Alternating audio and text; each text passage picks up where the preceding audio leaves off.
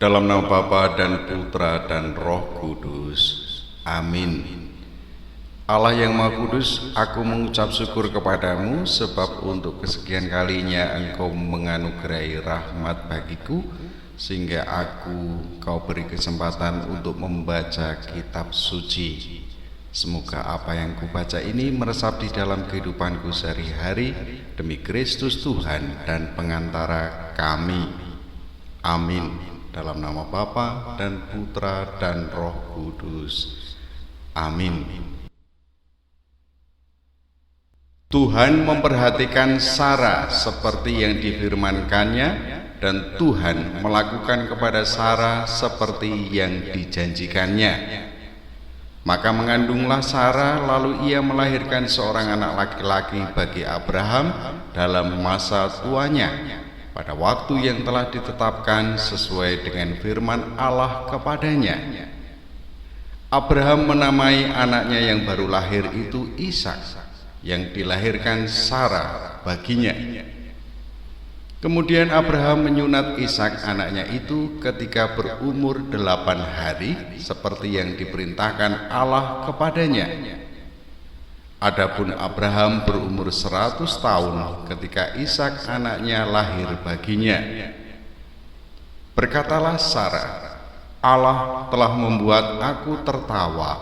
Setiap orang yang mendengarnya akan tertawa karena aku. Lagi katanya, siapakah tadinya yang dapat mengatakan kepada Abraham, Sarah menyusui anak? Namun aku telah melahirkan seorang anak laki-laki baginya pada masa tuanya. Bertambah besarlah anak itu dan ia disapih. Lalu Abraham mengadakan perjamuan besar pada hari Ishak disapih itu. Pada waktu itu Sarah melihat bahwa anak yang dilahirkan Hagar perempuan Mesir itu bagi Abraham sedang main dengan Ishak anaknya sendiri. Berkatalah Sarah kepada Abraham, usirlah hamba perempuan itu beserta anaknya, sebab anak hamba ini tidak akan menjadi ahli waris bersama-sama dengan anakku Ishak. Hal ini sangat menyebalkan Abraham oleh karena anaknya itu. Tetapi Allah berfirman kepada Abraham, janganlah sebal hatimu karena hal anak dan budakmu itu. Dalam segala yang dikatakan Sarah kepadamu, haruslah engkau mendengarkannya, sebab yang akan disebut keturunanmu ialah yang berasal dari Ishak. Tetapi keturunan dari hambamu itu juga akan kubuat menjadi suatu bangsa, karena ia pun anakmu. Keesokan harinya pagi-pagi Abraham mengambil roti serta sekirbat air dan memberikannya kepada Hagar. Ia meletakkan itu beserta anaknya di atas bahu Hagar, kemudian disuruhnyalah perempuan itu pergi. Maka pergilah Hagar dan mengembara di padang gurun Berseba. Ketika air yang dikirbat itu habis, dibuangnyalah anak itu ke bawah semak-semak, dan ia duduk agak jauh, kira-kira sepermanah jauhnya, sebab katanya, tidak tahan aku melihat anak itu mati. Sedang ia duduk di situ, menangislah ia dengan suara nyaring. Allah mendengar suara anak itu. Lalu malaikat Allah berseru dari langit kepada Hagar, katanya kepadanya, apakah yang engkau susahkan, Hagar? Janganlah takut, sebab Allah telah mendengar suara anak itu dari tempat ia terbaring. Bangunlah, angkatlah anak itu dan bimbinglah dia, sebab aku akan membuat dia menjadi bangsa yang besar. Lalu Allah membuka mata Hagar sehingga ia melihat sebuah sumur. Ia pergi mengisi kirbatnya dengan air, kemudian diberinya anak itu minum. Allah menyertai anak itu sehingga ia bertambah besar.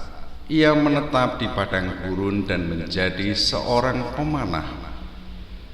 Maka tinggallah ia di padang gurun Paran, dan ibunya mengambil seorang istri baginya dari tanah Mesir. Pada waktu itu Abimelek beserta Pikol panglima tentaranya berkata kepada Abraham, Allah menyertai engkau dalam segala sesuatu yang engkau lakukan.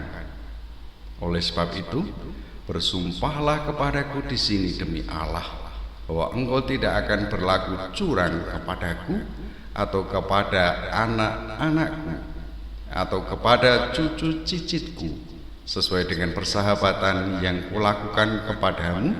Demikianlah harus engkau berlaku kepadaku dan kepada negeri yang kau tinggali sebagai orang asing. Lalu kata Abraham, aku bersumpah. Tetapi Abraham menyesali Abimelek tentang sebuah sumur yang telah dirampas oleh hamba-hamba Abimelek. Jawab Abimelek, aku tidak tahu siapa yang melakukan hal itu. Lagi tidak kau beritahukan kepadaku, dan sampai hari ini belum pula kudengar. Lalu Abraham mengambil domba dan lembu dan memberikan semuanya itu kepada Abimelek. Kemudian kedua orang itu mengadakan perjanjian. Tetapi Abraham memisahkan 7 anak domba betina dari domba-domba itu. Lalu kata Abimelek kepada Abraham, untuk apakah ke-7 anak domba yang kau pisahkan ini?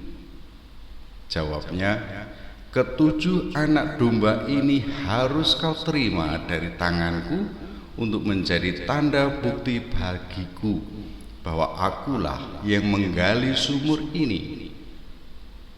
Sebab itu orang menyebutkan tempat itu Berseba, karena kedua orang itu telah bersumpah di sana. Setelah mereka mengadakan perjanjian di Berseba, pulanglah Abimelek beserta Pikol panglima tentaranya ke negeri orang Filistin. Lalu Abraham menanam sebatang pohon tamariska di Berseba dan memanggil di sana nama Tuhan Allah yang kekal. Dan masih lama Abraham tinggal sebagai orang asing di negeri orang Filistin.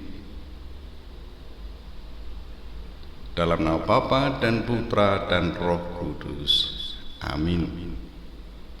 Kembali mengucap syukur kepadamu ya Allah atas rahmat yang boleh aku terima saat ini. Aku boleh membaca kitab suci dan meresapkannya dalam hati. Semuanya sungguh aku harapkan meresap di dalam kehidupan sehari-hari demi Kristus Tuhan dan pengantara kami. Amin. Dalam nama Bapa, Putra dan Roh Kudus. Amin.